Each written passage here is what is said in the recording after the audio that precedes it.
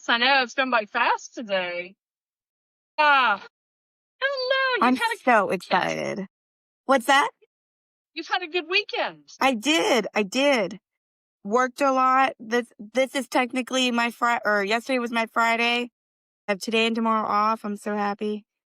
That's perfect. Good. You've had a progressive and a profitable weekend, it feels like. So It was. Yes, yeah. 100%. Really needed it too, because I'm about to get a cat and I'm very excited. Yeah. Good. I'm glad you're getting a kitty cat. You need a kitty cat. That's that energy around you all the time. I'm so Good. happy. Have you already picked out this cat? Well, yes, he will be joining me on the 20th of December.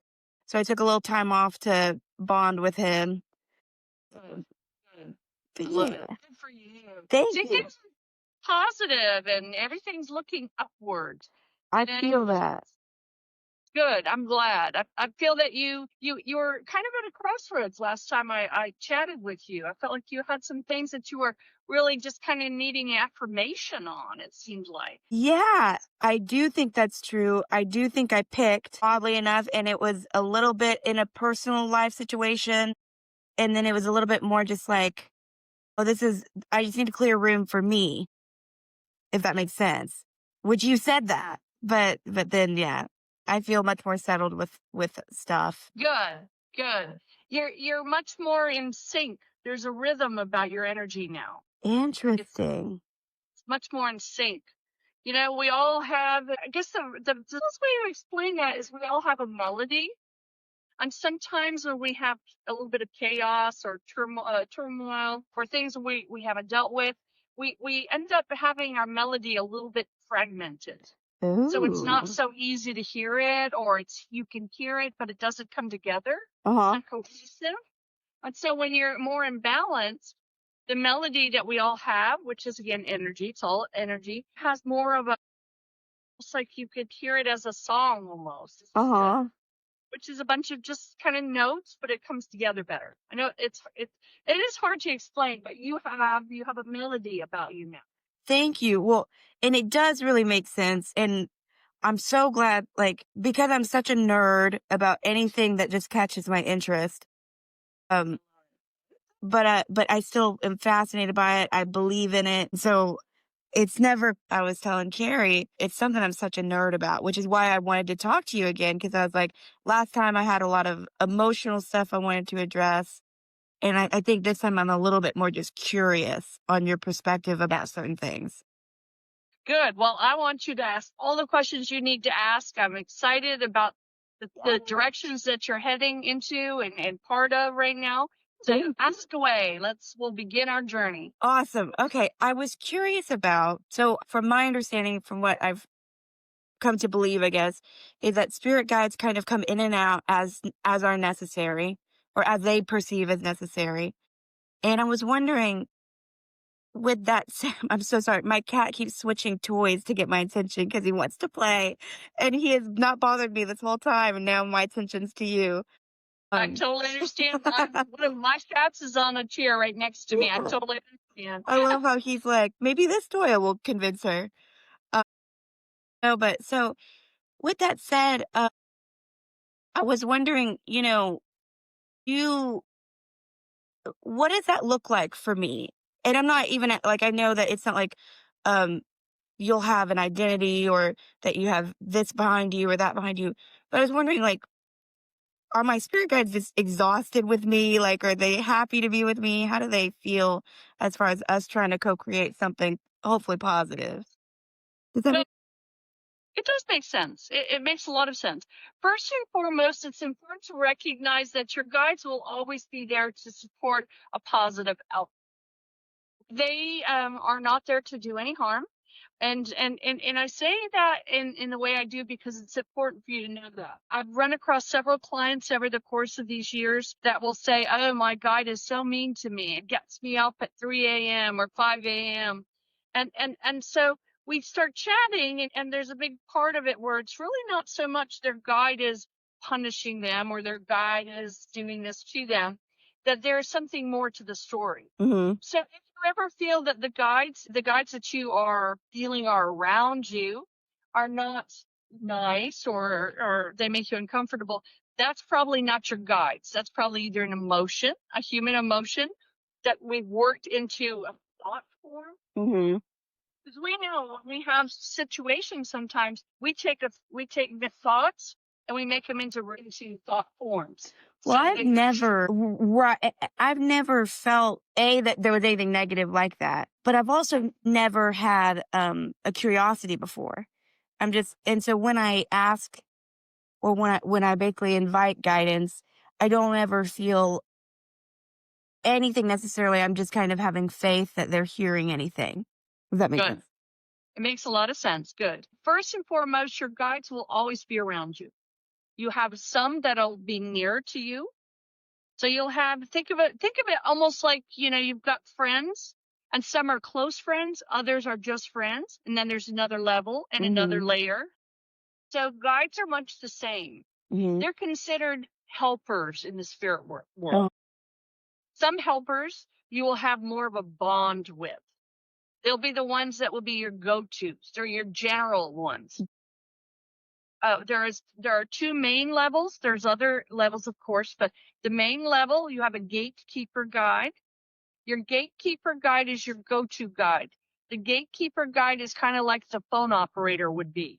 Someone who gets the calls made, who gets the information to you, who gets you from point A to B. Interesting. Okay. So that's a gatekeeper guide. They're kind of like if you have a question about work or anything, that gatekeepers are the ones that will help you. Now, you don't have to go, hey, gatekeeper guide, I need your help. But we recognize that they're always going to be with you. They're not a temporary. They're not here for just a reason or a season. They're permanent. We have a protector guide. And just like all guides, if you're running down the road being chased, you don't have to call out to a protector guide to come save you. You just have to respond to your guides with help. I need help. Protector guides, though, are designated almost as your bouncers. Okay? And we can equate them to like a bouncer in the here and now. The protector guide's job is to kind of give you that inner voice that says you don't need to be going down the street. It's dangerous. Like, interesting, like that gut feeling thing. Gut feelings. That's exactly right. Ooh, They're also so cool. to help you to remember to lock the door. So the protector guides, again, are another permanent. Cool. Interesting. They're not going to disappear. So the good thing is we know, based on the thought ideas of guides, that you have, no matter what, you have a minimum of 2. Yes. Where it gets interesting and somewhat tricky is that some people will say, no, I have 100 of them. That's great. I'm not gonna deny that. They may have 100. That's a pretty big team, but we do generally have some for a reason or a season. Mhm.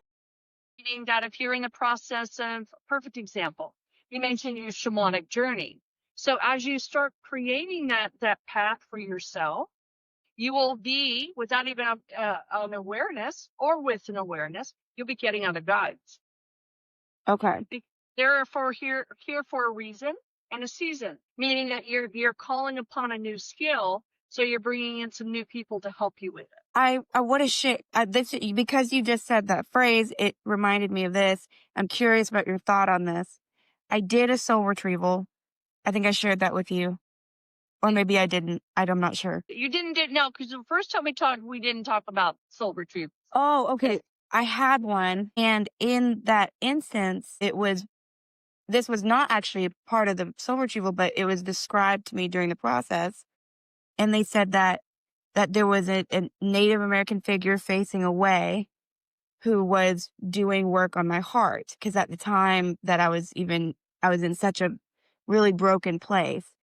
And I was curious, in that situation, is that sort of like a spirit where I'm in a place already where we're in a journey, basically? So that pathway has kind of been opened. Is that some energy that just said, I'm here to help, and then I'm doing what I can, and then I'll see you. I hope this helps. Goodbye. Or was that someone that is with me consistently? I'm just curious, I guess, more than anything. No, that's a good question. And I'm glad you asked that. And it's interesting because I actually have I have a class that I teach on soul retrieval. Oh, And it no made me way. out to ask you about soul retrieval. So I'm glad that you Wow. Okay. Interesting. Weird. Okay. You know, the thing about that, now, when you did your soul retrieval, oftentimes soul retrieval is done in the lower worlds. Did Yes. you go to the lower world? Okay. Oh, no. I actually am unaware. I did not do it myself. Okay. No worries. Sorry. Go ahead. No worries. With soul retrieval, there's okay. Let me step one step back first. In the shamanic journeys where we do work, we've got 3 levels of work. Yes. And so in the 3 levels of work, we know that we have a lower world, Right. we have a middle world, and we have an upper world. Yes. Okay? Oftentimes, soul retrieval work is done in the lower worlds. Right. Now, the lower worlds are not designed to be scary. They're not lesser nor scary. Okay, they're not like you're not going to hell. Okay, Yeah. that's Right. not Right. and so in the lower world, oftentimes a lot of the soul retrieval comes into play. There is a thought design around the animal world. Sometimes, well, not sometimes, the animal world generally is found within the lower worlds through the earth. And so when you do soul retrieval, you actually the good thing about soul retrieval is that you envision leaving here and now. Mhm. Oftentimes you go through either a crack or a fissure or a tunnel, or for me, I always take people through the bottom of a tree root. That's what I was going to say. In the book that I read about the soul retrievals, she always said that there was a hole in a tree. Yeah, And you go, that's easiest because it makes sense to most people. You could see a tree root spreading out, and you're going into beneath the root. So as you were in there and you were working on your soul retrieval, you will have those guides that are part of the lower world experience. Okay. It's kind of like the ticket keeper. Okay. okay. So as you travel in, this person, this energy source may come to you in a different way than, say, if you and I went into the lower world together. I may envision them as not a Native American Indian per se, but maybe I would envision them as a leopard or something other than that. So even that imagery could have been taken from the lady who was helping me. That could have just been her perspective of it. Okay, curious, interesting. It could have been. Gotcha. Because energy all kind of intertwines. And if you're with someone, oftentimes you'll catch a glimpse of what they're getting as well. Gotcha. That's why I can do what I do. Because we can connect that way. And so for you, this Native American energy also could be an actual guide. Because maybe this wasn't the gatekeeper, or not gatekeeper, the ticket keeper. Maybe this wasn't the entrance to the lower worlds person. Maybe it was your guide that was going on this journey. Maybe he was waiting for you there. So oftentimes, and I believe you do have a Native American guide, because I feel that the shamanic journey for you is a natural process of understanding. Okay? Interesting. The more you connect to your shamanic ties, the more you will be empowered with other things. When you say shamanic ties, it does that indicate that maybe in a past life that was something I was very close with? Or interesting. That's so fascinating. I feel that is you've actually had a couple lifetimes where you were most definitely within. I see a lot of tribal energy around you. I see medicine man around you. I see a lot of intertwinement between the elements. And so, as you know, when you did your soul retrieval, you probably connected to the elements. Did you do any of that? Well, the thing is that the way that it was described to me was I kind of just laid there in my bed, right? And this was over a call. And then she was describing to me certain animals that she saw around me and describing what that meant. But I did not experience, in my opinion, anything other than right at the end, I kind of just had this extremely cathartic cry, which came out of nowhere. But other than that, that was the most energetic when my energy peaked. I just kind of cried and felt better after and all that. But I didn't see or intuitively feel much. I would like to at some point to do a meditative shamanic journey. I would love that. I would love that. And I'm not going to tell you right away. It's not going to be about, I'll tell you what I see, but I'm going to wait for you to see something. So Okay. in other words, I'll bring you into a deep state of meditation when we do that. We'll go to the lower worlds. We'll travel through that. We'll have something in mind before we go. I'm actually going to ask you to bring something back. And so what that will do is kind of bind you to an experience. Now, I don't mean bind you to a bad thing or Oh, good no, thing. no. And so what that will help you to do is to have more, just a deeper awareness. So when you do this, and you could do this on your own as well, but I'd like to at least show you how those meditations work. I really feel that there is much to be remembered from them because I feel that you've done this many, many times. Oh my gosh. That's so, I just got chills. I would love that. I am curious, like, and so Carrie, I sent her to you. She had the most amazing experience with you. She is one of the most spiritually active, unintentionally spiritually active people I've ever met. And I have a tendency to gravitate to, I have a tendency to make deep connections with people who have had either through traditional religion and then they had their own experience that they couldn't place. But I never have. And I've always been curious about that. But were she and I, have we like done this before together a couple of times? Oh, yes, absolutely. That's Interesting. why you looked for her in this lifetime. What's that? That's why you looked for her in this lifetime. And it's been in past lives. And also, I feel that there is a potential for, this is true for anyone. Anyone can do this. Where go to the lower worlds and start connecting to almost like networking, where you start visioning and seeing people, and then you ask your guides to bring them to you in the physical realm. Wow. And then you start meeting people like Carrie who are very like-minded because they've had the same energy experiences. They've either had they put it as, oh my gosh, I was at this beautiful place and there was a running stream and there was a leopard or whatever big cat or whatever animal in particular near me, and I saw this person and I felt that she was calling me. Well, yes, she was. She wanted to meet you in the physical world. So we can do that. We certainly can do that. Let me ask you a question. Of course. When you did your soul retrieval, did you go with let me backtrack. If you go for soul retrieval, sometimes we do that to either leave something in the underworld, or we go and find or make peace with what we put there. It tends to be soul fragments. Yes.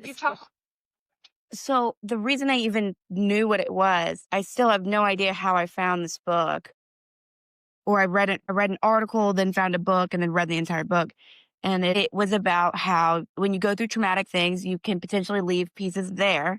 So the whole goal for me and with the wonderful lady who helped me was I wanted to bring back parts of myself if I'd lost them, because I have been through things that would indicate perhaps I had.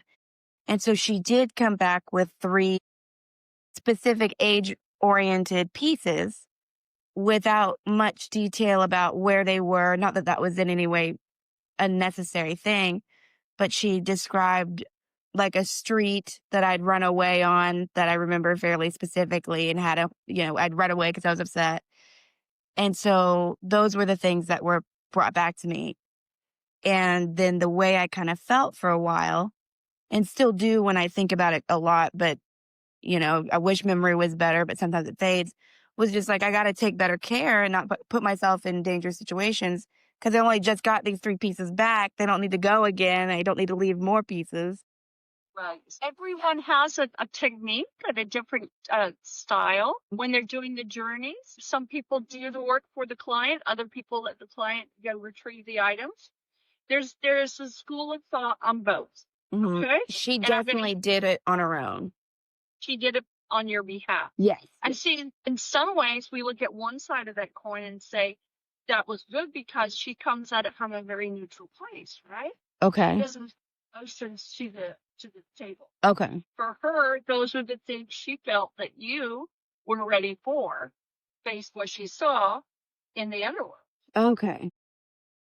Now, the thing about that, the other side of it, where there should be a nice balance there, okay? The other side of that is when you go into the underworld as your journey, you have to be ready for those pieces. If you're walking through the underworld and you discover those 3 memories, those 3 segments or pieces, and you're able to bring them back, then we know that you have satisfactorily found them on your own to know that you need to heal them. So it's not like potentially a transplant type situation where they're brought back and they weren't ready.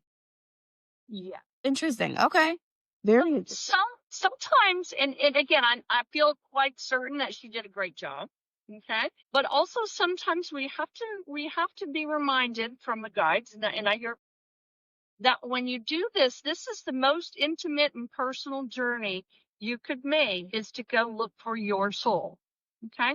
There is no other journey as intimate as that. That one is the entire energy that you are. Okay. It's almost like, think of it this way. It's like your human jigsaw puzzle. Uh-huh. Okay. And so it's good when people can help us to find the pieces. That's a good thing, right? They can point us in the right direction, which she did. She said, we're going here. We're going to go to do a soul retrieval. Yes. But some of those pieces are easy for others to take and show and go, here, I think you're ready for this change. But there's other pieces there that can really only be taken by the soul that's lost them. Interesting. And those are probably some of the more impactful ones.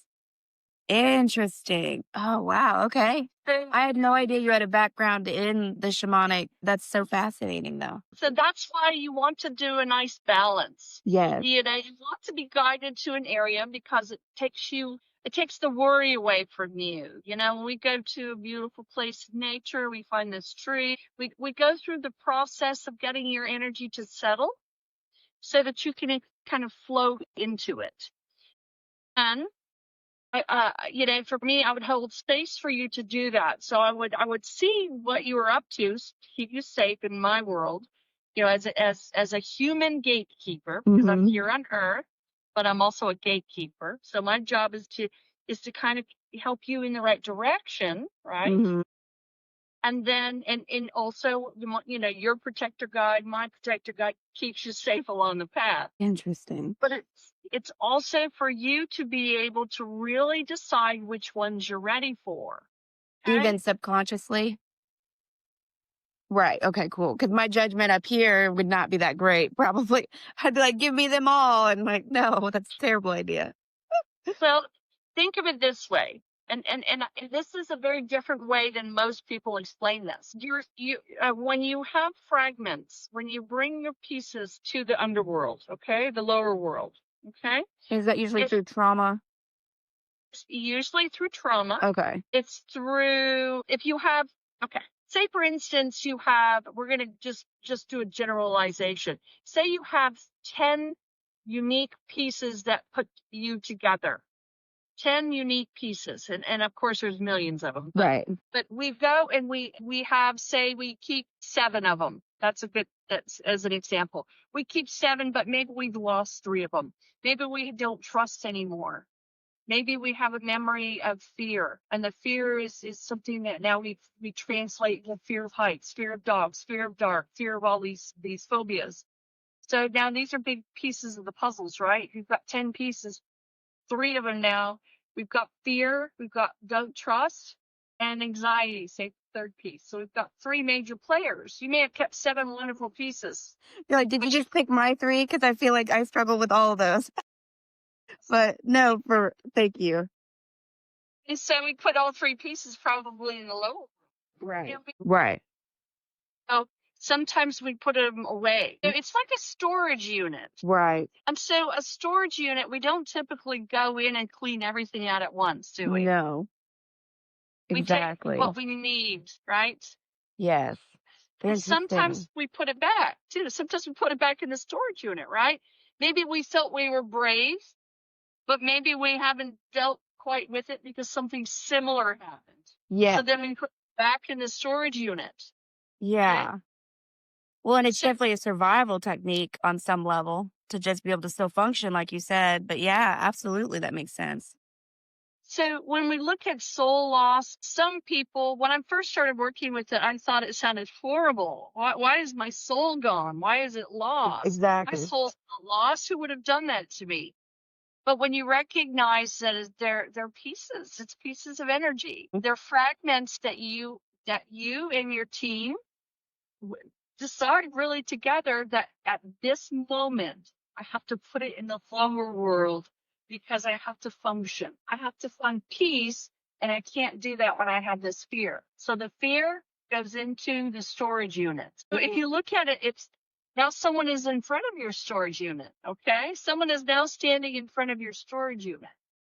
You drove them there, or they drove you, either way, right? You're at your storage unit. They go in your storage unit and they start pulling out things they want you to take back with you. Well, are you ready for them? Do you have time to reintegrate them into your body? Mm, sure. That makes total sense. That's why we want to have a nice balance of who gets the stuff on your behalf. 100%. That makes total sense. Interesting. Oh man, I'm so excited to talk with you. That's so interesting. Well, and when you say that you felt like I've done this before, what do you mean like that just it do you think it's in some of my contracts this life to remember all this? Or do you think that cuz I've never felt like even though my interest is there, I've tried a couple times to not very hard, I will actively admit, but just like do I want to look into that and I haven't felt that the answer was just like, "Oh, absolutely."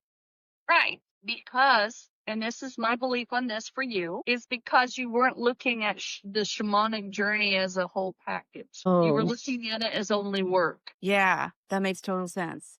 Okay. Like I've got to learn how to meditate so that I've got to learn so that I can learn how to do this. Yes. That's super true. And so the three different layers are designed, the three different journeys are designed for what you need at the moment. And I could tell you, I go to the lower worlds in my meditations and I don't bring back anything. I enjoy the view. I go down there and I know that there's some sorrow that's kind of, I've kind of placed it elsewhere, but I look at it and I think, it's kind of like if you can envision there's that lamp that doesn't go in your decor anymore, but you don't want to get rid of it. Was that? Yeah. That's a memory that maybe we have memories, good and bad, that we hold on to. We don't want them to always bother us, but that we've been challenged by them and we feel we've worked them out, but we don't want to forget it for good. Does that make sense? We've learned Totally. something from it that we don't want to forget it for good, but we don't want to put it back in our energy either. Okay. Absolutely. So we can leave it there knowing that it's not really a loss because we've taken the restoration from it, but the idea doesn't have to be brought with it. Gotcha. So it's kind of sometimes walking down memory lane to Uh-huh. go there. When this is going to sound bizarre because most people don't really understand it this way, but when you have healed trauma, when you have healed the trauma, you do not look at the trauma anymore the same way. So go down memory lane. It's not like you're going to go bring popcorn, enjoy the best movie in town. What will feel is how much your life has. You will see and feel some of the things that will be left there will be almost like old toys in your toys, meaning Right. things that old clothes, experiences, and they're still there. You don't need to retrieve them. The way like what you just said, for me historically, because music it plays is like my pacifier, it's my enjoyment, it's everything to me. And it's interesting whenever you come across a song that you ruined yourself over 1,000 times and then you hear it again and you're thinking that like this happened a couple weeks ago that I was like, that's a really good song because the pain was no longer there. So then you just kind of enjoyed it as a song. And I'd never noticed, oh, that's just a good song.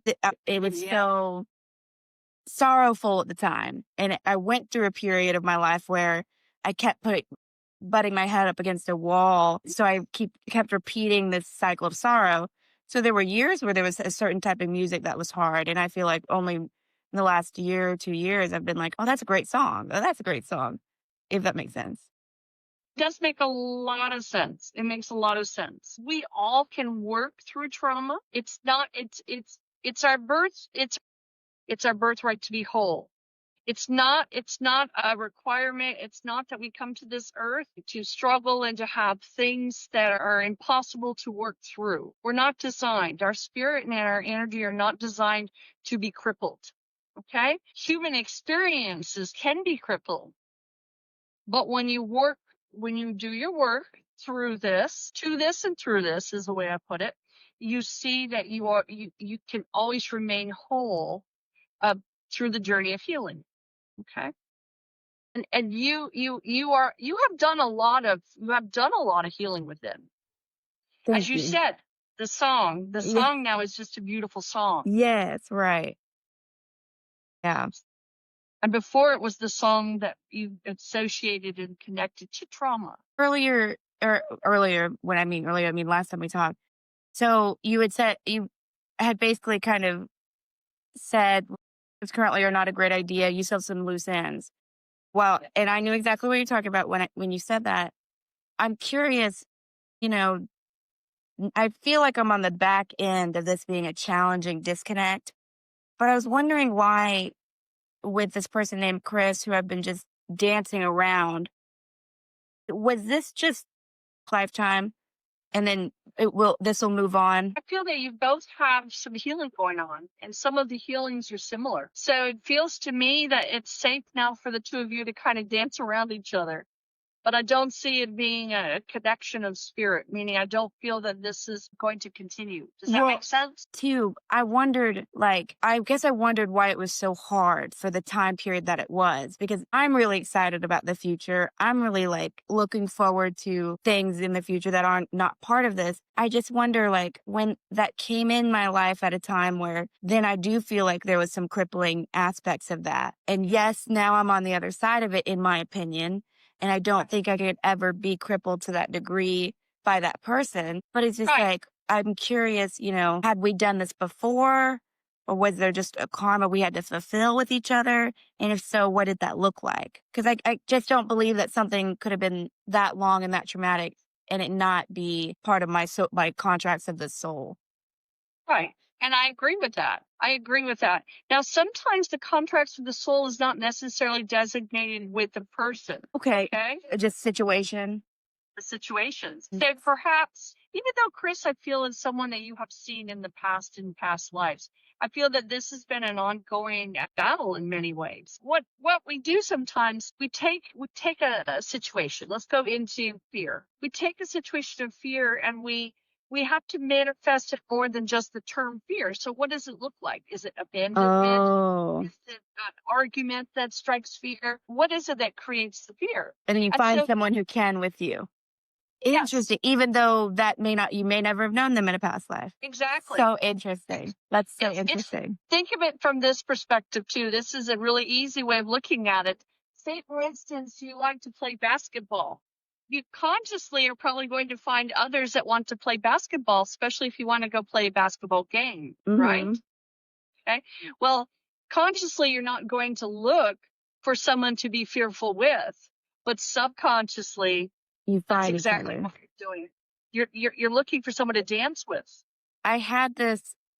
This is just a quick side note, but to your point, I had this bout of promiscuity that I always judged myself for, didn't like about myself, but I kept doing it. And then there was another man that we were both so disconnected, but then we would be intimate. And I realized I was like, I'm not the only one doing this. There's no way he would put up with me disconnecting for a week if he weren't the same way I am. And then I cut off the connection because I was like, now it felt like addicts enabling each other.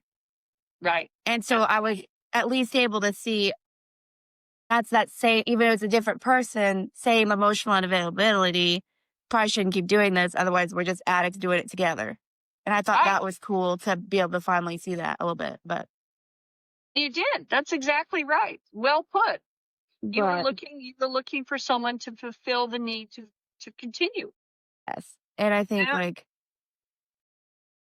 anywho, interesting point about the maybe not even the person, but you're seeking the situation. That's to me profound, but It's a situation. it makes It sense. is. And again, we come from one lifetime to in the next. We have, it's not that 100% of our memory's been completely erased. Yeah, We come with right. snippets. We come with little bits of segments and a little bit of information from the past. And so that's what makes us so uniquely different. 5 children in a family can have Yes. 5 different personalities. And with that brings it up. Don't let me forget, because I know this sounds strange, but I do want to bring up extraterrestrials because I'm so curious about some stuff with that. Um, what if you were to feel my energy and say like, what are the most prominent things, good or bad, I guess really, that I brought with me this time? Because there's Um, certain things that I'm just like, oh, I'm a nerd, always have been. I love conspiracies. I love the spiritual stuff. Like that's the stuff I nerd out about, but I don't know why nobody in my family did ever. Well, you would have been a scholar in a past life. It would have been very important for you to be on the cutting edge of change. So it's not, when I say scholar, it's not like you just learned, you went to learn all of the mathematics. You probably learned as an early scholar, working with Plato, working with Socrates, learning through that type of knowledge, where it kind of built upon itself. I don't see your language of education as only being mathematics. It feels like it was about just everything in general. Okay, a lot of I see a lot of profit energy around you, which tells me that's the kind of like the key to living is what a prophet's designed to do, to give you inspiration, ideology, to show you many different ways and methods. So for you, you would have brought back again a scholarly energy. You would have been a scholar in a past life. You also brought some tenacity. I feel in many ways you brought either from the battlefield or from just the fields in general. I see very hardworking energy that translated as someone who stays busy in the here and now. Again, those are the good things, right? But I also feel like any side of the coin, we flip it over and we see the other side character. I have that too. Absolutely. And so there was a part of you that when you first started creation through teenagehood to getting into your 20s and moving down your timeline, there was a bit of you that felt that the consequences didn't belong to you. Yes, 100%. And Absolutely. And so that's also coming from another way of past lives. It came probably when you had more of positions of power, more of a ruling Oh my class. God. So I used to lie. My house of cards only fell down 2 years ago. And then all of the work I had to do. But man, that's so true. I mean, interesting. Oh, that gives me goosebumps because I'm like, yeah, I totally never would have worded it that way. But I would just do things and not seem to think, yeah, Right? so It was, interesting. and so you have all of these characteristics. Uh, Just like when you move from this timeline to another lifetime, as this will eventually someday become your past life. mm-hmm. Even now, you can be looking at what you're putting in your time capsule. What skills am I putting in my time capsule that I'd like to see again in another lifetime? Oh, yeah. Okay? Maybe I have a curiosity learning about symbols. Well, if you don't nurture that in the here and now, you can rest assured it'll probably come back around in another life where you will have another curiosity. Why did you say geometric symbols? That's what my guides shared with me. I feel Okay. that there'll be. Mhm. So this goes to the ET stuff almost immediately. So the allegations go that there are geometric symbols. Obviously there's like sacred numbers and sacred shapes. But then I read something that was channeled by somebody who have never met and don't know the veracity of, but it seemed like it could be true, of like the crop circles and how just the imagery of those shapes unlocks information within your DNA. Right. Found that fascinating. I believe that would be true. But I was curious, I'm reading a book right now. It's right on my tab, but I can't remember her name. But anyways, it's about the 3 waves of volunteers. I'm only about a third through it. And I was curious, have I ever come in contact with extraterrestrials, or do I have any guides that are with me that are not from Earth because I've been fascinated since I was like 14 and dove hard into it. And I have my own set of beliefs, and I believe that they're out there, and I believe that we're being guided on some level. I'm wondering what you think. Is this resonating at all? It is resonating. Let me shut my door. Let me shut my door real quick. Okay. Let's see this. But then I have my there you go. That way I can't hear that my cat boy begging to go outside for a little bit. Okay, to answer your question, first and foremost, don't be afraid of extraterrestrial energy because we mustn't only be the ones here, okay? That doesn't make rational sense. The superior force only by themselves, they are the uniqueness of the world, the galaxy. I feel that for you to have connection to the extraterrestrial energies, other galaxies, dimensions, makes a lot of sense. Has anyone ever talked to you about starseed energy? I've read a lot about it. Now, oftentimes people want to go and put themselves in, I call it, put them in these nice little convenient slots of, well, I'm draconian, Yes. red, I'm a, Pleiadian, Syrian, all that. and do I feel that you fit in one of those? You probably do, but for our purpose, I know in many ways that I'm led to tell you, don't feel that you've got to find precisely which one you have been and which one you are a part of and which one that you resonate to right now. Because again, sometimes by doing that, we limit our abilities to see the bigger picture. The bottom line is, yes, you've definitely you've been an alien, is what I feel. Yeah, I was going to ask that exact question, but it didn't. Yes, I have a tendency, and this is probably, like you said, the other side of the coin. I have a tendency to want to make myself special. And then I have this other humbling thing to say, like, you're crazy. There's no way you're not actually special. And I think those are constantly kind of dancing to keep me level. But when I was reading about all of that and like the 3 waves of spirit, like, and that there are reasons we selected to live at this particular turning of events spiritually here, felt like that resonated a lot. And then I thought, are you just trying to like make yourself feel cool? You know what I mean? Well, let's see. Let me answer that. I'm asking my guides to give it in a way that makes most sense. What would happen if what would happen if you made the decision to allow yourself to be special? Would that be a bad thing? I don't think so. I think a couple of years ago, my ego would have attached to it because I didn't know an identity. I feel like now I have a much more, like if you were to tell it, like you just confirmed to me what I had already suspected, but it doesn't change anything. I find it exciting and I find it really beautiful, but my day to day, my responsibilities, it doesn't change anything. And I have that now. So I think, like if I had learned that 2 years ago, I probably would have been like, oh my God, I'm so cool. And now I feel a little bit more like, I think there's a reason I've read about it a lot. I think there's a reason I've been attracted to it so much. And you just kind of confirmed to me, oh, that makes sense why I would be. And I'm a nerd. And so I was nerdy. I wanted to ask you, like, but it doesn't change anything. And I do think that to be special, I think because of the way I was raised and kind of like you said, the saran wrap thing, I definitely resist the idea of it because then I think I'm being cocky. Right. But at the same time, I do know I think differently than most people. I agree with that. I do. I do agree with what you just said. You do think differently. And for a while you use that to your advantage. 100%. Manipulate. To manipulate, yes. I was gonna say for trickery, which is manipulation. Yeah. I was good at it. You were. And so that I get it. I totally understand. I know that feeling. I used to be once upon a time.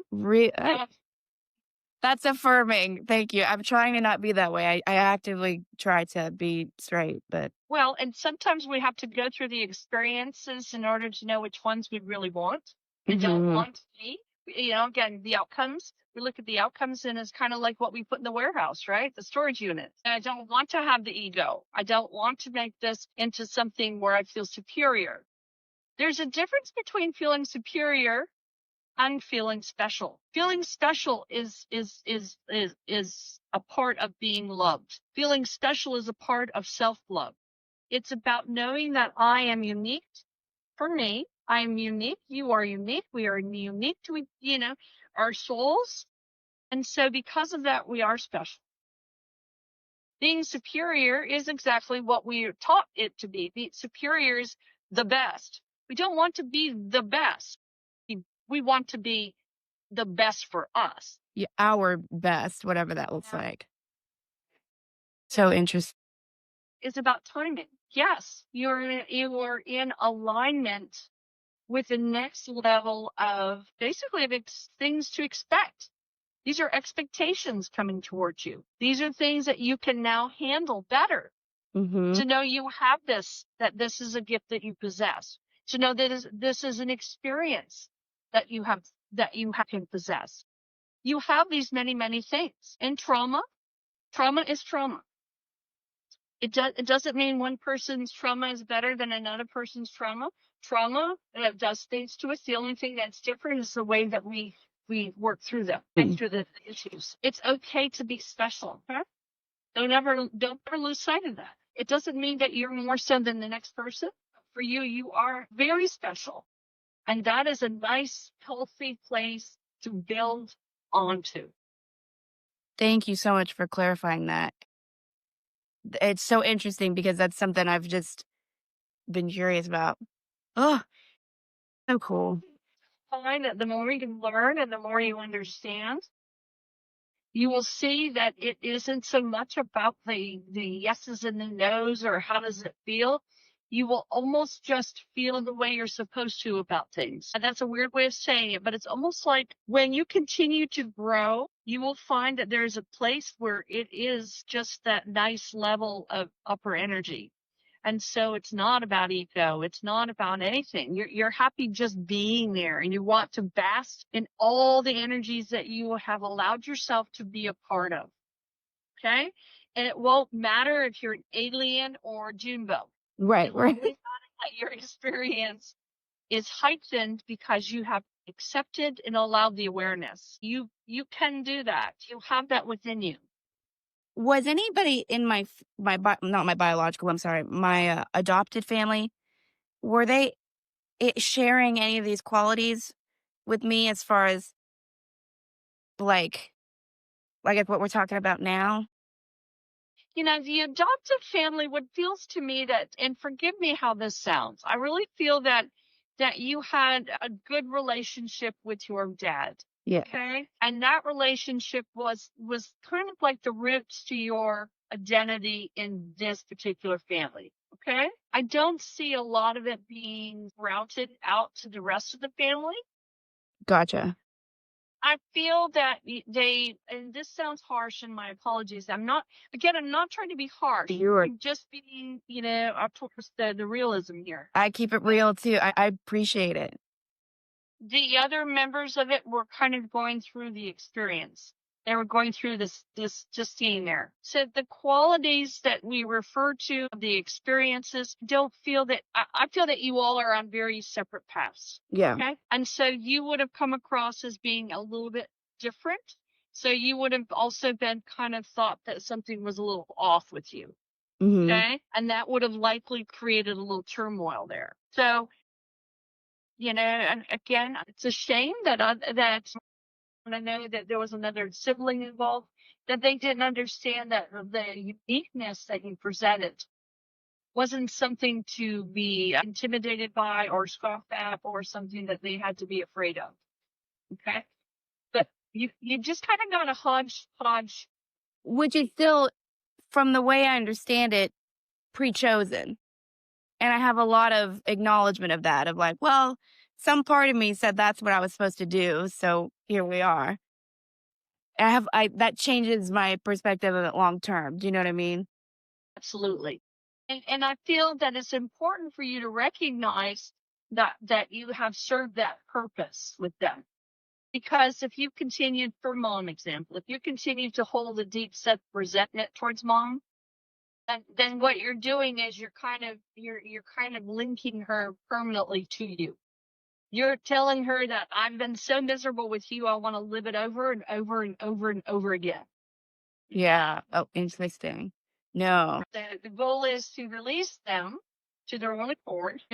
Cutting cords, I have a different school of thought on cutting cords, because oftentimes when we say cutting a cord, do we realize when we cut a cord, and you'll hear that in the metaphysical world a lot, just cut the cords, cut all the cords. Well, if you're not ready for the cords, then what you've done is you've just cut away at something you haven't healed. Interesting. Okay. People that say, well, I'll cut all your cords, you don't have any. Well, I've always told people that I worked with, I do not give you permission to cut my cords. And some people think they can do that just because they're being kind, like a great act. We just did a session, I went in and cut all your cords. No. Don't cut anyone's cords unless they have acknowledgement of it, because you may still not be done with mom. There may be a little bit of it where you're still trying to figure the rest of it out. So cutting the cord isn't going to make her go away. It's just going to make her come back again, because you're not done your work. Yeah. Okay. And so we have to finish the task, and I believe you're making progress with mom. I believe that very much so. I feel that there's something. It's just mom is your adopted mom just feels to me that she's got something going on within her that just doesn't mesh with you. Mm-hmm. And it's just the way it is. It's no, I know it's easy for me to say, but no harm done. But in the realism, there was no harm done, because you have come around and you've taken care of what it is that you needed and didn't get. You've either made it into something you have now, or you have redesigned it to accommodate an adult version of you. Fair. Right. So that point, mom won't come back. You won't be living your life with another round of Groundhog Days, I call it, which is, oh, you're back again. Yes. Oh, Man. so that's important. And fascinating. Well, and it is, but I'm curious. Did you know? No. And I wrote a book, and it's an autobiography of my life and upbringing. Okay. Okay. If you ever get bored, you can read half of the book online. Uh-huh. The name of it is called Altered Grace. Okay. And it's by ATAX. Should have a picture of a wolf. This is. And the reason I bring it up is that we, again, not to go, oh, look, I made it through, but to show you that tragedy, we do sign up. I signed up for that experience. I don't know why. I don't need to know why. I did it because I lived through it, and I made it, through this experience. I signed up for it. But I know that I don't want to sign up for it again. I can't leave it kicking and screaming. I have to make peace with it. Or it will. Theoretically. The only time we keep cords, if someone is cutting cords, it means we're not done with it. Because once we have handled the situation, the cord becomes removed. It's kind of like it falls off. You don't need that attachment anymore. And so, like anything in life, there's a process of change. I also believe those that go through trauma have almost like when we sign up to do tasks that are difficult, I believe in many ways we have an opportunity to seek a better reward. And to seek a better reward is usually found in heightened intuition, heightened experience, heightened journeys, where we can go to the lower worlds. And we can feel it if we are so much there that we can reach out and drink the water coming from the stream. And so these are things, are we special? Yes, we all are. It's okay to be special. It shows as you continue to grow that you have self-love. And that is really kind of like the starter kit for the recipe of you. Interesting. So keep moving forward, doing this path, because it's meant for you. And when you say that, do you mean the shamanic journey? shamanic journey, and that's half of your let me rephrase it, that's a part of your journey. I don't want to say half. Then you have a part of your journey that is about the expression of the galaxies, understanding more of some of the sacred geometry. When you said that, I almost died. And homing in on the light language. You have your own light language, you just haven't spoken it. And what is a light language? Light language is a language that will come from you, that will be unique to you. And that could be, oftentimes I do a lot of trance work. So I teach trance and how to transcommunicate. And so during my transcommunication, there are times when I'll go into a deep enough trance and I will speak a language that's not familiar. Gotcha. And periodically, not very often, but occasionally, one of the students in the class will start answering me back in the same language. And that just means y'all landed on the same frequency? Oh, man. And so we connected to that area of matter and thought, Oh, right? yeah. Where we were the Wow. same. And so when you see that we develop light language. We have our own light language. And that's another thing with light language. It's wonderful to hear someone else's. It's great. But we also need to understand that we are very well capable of creating our very own. So if you go to someone who specifically teaches light language, remember that light language can be a language of thought. Doesn't have to always be spoken. It can be pictures, or we can hear us in our head. But oftentimes there is a spoken light language as well. And that's something that when I say it is your own, it means that it's not, if someone has to teach it to you, that means it's not your natural light language. I could see how that could be a trapping of the world, per se. Right, exactly. Exactly. And so you've got so many wonderful places to take your journey. What did you mean when you said exploring galaxies and sacred geometry? Do you just mean like on a scholastic level? Yes and no. For you, one of your journeys, we know that in the upper worlds, we can travel, we envision ourselves going up either through a ladder, an elevator, a staircase, whatever it is that we need to go. Perhaps maybe we just simply float on up. We recognize that the upper world can go to the clouds and it can certainly go to the stars. Gotcha. And so oftentimes with the extraterrestrial energies, it's found most comfort to be in that area. Because we're so dense here. Interesting. And so you have many journeys you can make, but really please allow you to make them. Mm-hmm. That's going to be essential. Gotcha. I would at some point, I would like to do, we could set this up like a Zoom meditation. I would love to do one in person if you're up for it, in my office. Absolutely. Right? Can I share, though, I don't know much about meditation. That's okay. That's okay. Okay, because yeah. You don't have to. Meditation there's no rule book.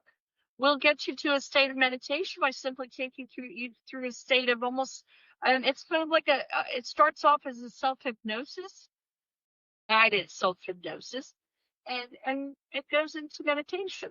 Meditation is nothing necessarily fancy. Goal is to put you in a very deep state of relaxation. That's the goal. And then from there, that's where you take over. Okay. I would absolutely love that. Oh my gosh. I don't have my stuff from me now, but time are we looking at? Yeah, I'm gonna have to go pretty soon. Absolutely. But let's make a plan of action in the next week or two to find a way to do that. Absolutely. I'll send you a message here shortly. Thank you so much.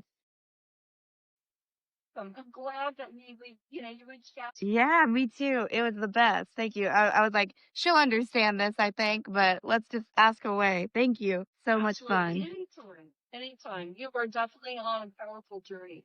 Don't let anyone sway you from what you've set out to do. Thank you. Ego. If ever there was something to be said about you now, is that your ego's been put in the shell for a while. You've got something greater going on. Thank you so much. I'm so excited. Thank you. I'll send you a message. And it's the same Venmo, right? That works. Thank you. Have a wonderful day. Thank you. Will do. Talk to you soon. Bye-bye.